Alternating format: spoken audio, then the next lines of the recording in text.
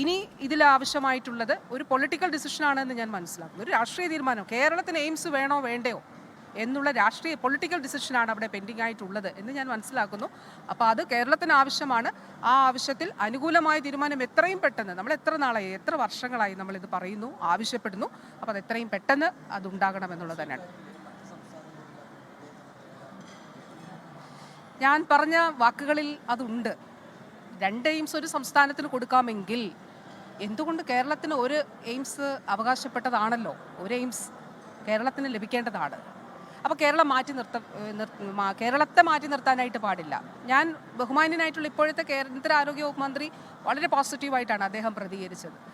മുൻ ആരോഗ്യ വകുപ്പ് മന്ത്രി ശ്രീ മൻസുഖ് മാണ്ഡവ്യയും അദ്ദേഹവും വളരെ പോസിറ്റീവായിട്ടാണ് കൂടിക്കാഴ്ചയിലും അയച്ച കത്തിലും.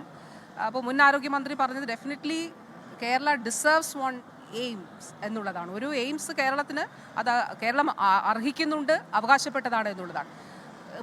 ഇപ്പോഴത്തെ കേന്ദ്ര ആരോഗ്യ വകുപ്പ് മന്ത്രിയും അദ്ദേഹവും അത് പറഞ്ഞു. ബഹുമാനപ്പെട്ട കേന്ദ്ര ആരോഗ്യമന്ത്രി അയച്ച കത്തിൻ്റെ കാര്യമാണ് ഞാൻ പറഞ്ഞത്. അതിൽ വളരെ ഒരു പോസിറ്റീവ് നോട്ടാണ് ഉള്ളത്.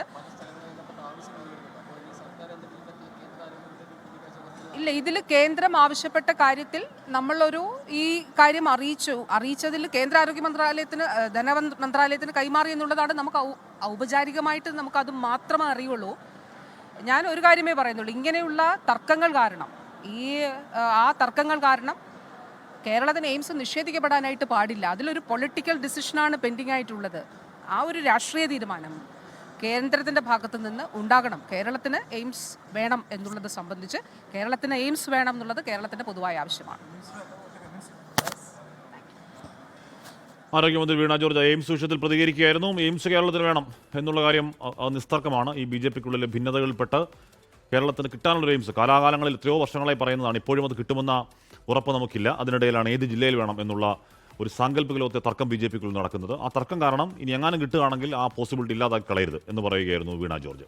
ലോകത്തെവിടെയായാലും ഏത് സമയത്തും 24 വാർത്തകളും ഓഗ്മെന്റഡ് റിയാലിറ്റി പാക്കേജുകളും എക്സ്പ്ലെയിനറുകളും വിശദമായി കാണാൻ ഞങ്ങളുടെ യൂട്യൂബ് ചാനൽ നിങ്ങൾക്ക് സബ്സ്ക്രൈബ് ചെയ്യാം.